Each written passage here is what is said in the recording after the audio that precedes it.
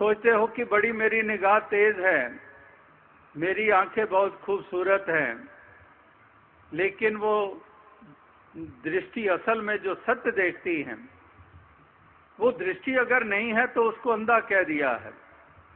इधर केवल सांसों को लेना ही केवल जीवन नहीं माना जा रहा है। एक जागरूकता सत्य की तरफ हो गई तो जागा हुआ मान लिया, और आंखों को भी नजर वाला मान लिया जब आंखों ने एक निगाह वो प्राप्त कर ली जिससे कि सत्य को देख रहा है, वो ज्ञान की दृष्टि पा ली। सूरदास के पास ही आंखें नहीं थी, लेकिन वो आंखों वाला था। ये जिस्मानी आंखें नहीं थी, लेकिन असल वाली आंख प्राप्त हो चुकी। तो इसलिए कहने का भाव यही है कि ये जीवन की कीमत ही ये इस कारण मानी गई है, यानी कि परमार्थ के कारण मानी गई है। तो परमार्थ में सत्य परमात्मा आ जाता है, परमार्थ में भक्ति आ जाती है, परमार्थ में नेकी आ जाती है, परमार्थ में प्रेम आ जाता है, परमार्थ में विशालता सबर संतोष आ जाता है।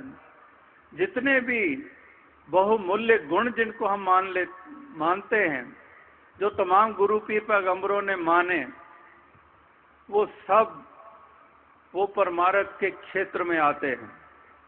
अक्सर हमने परमार्थ के भी मायने केवल कुछ क्रियाओं को ही मान लिया है। एक और ये भी पहलू महापुरुष बताते हैं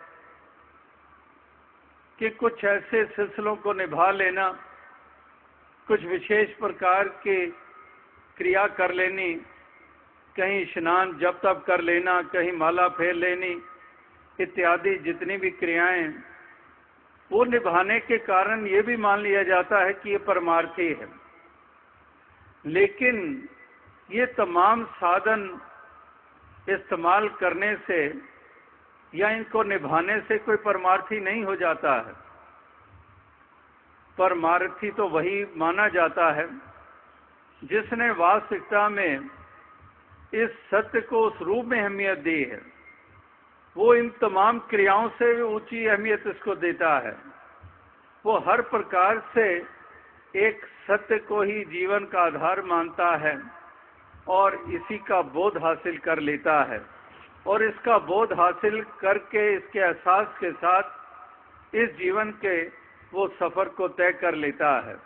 तो अवसाद संगत कहने का तात्पर्य यही है कि महापुरुष संत जन भक्त जनों ने जो युगों युगों से जो संदेश दिए हैं, जो पैगाम दिए हैं, वो इसी कारण दिए हैं कि इंसान इस प्रकार से अपने जीवन के मनोरथ को पूरा करे, इसका संसार में आया हुआ सफल हो और इस प्रकार से ये मुख उजला करे और इसका लोक और परलोक दोनों संवर जाए।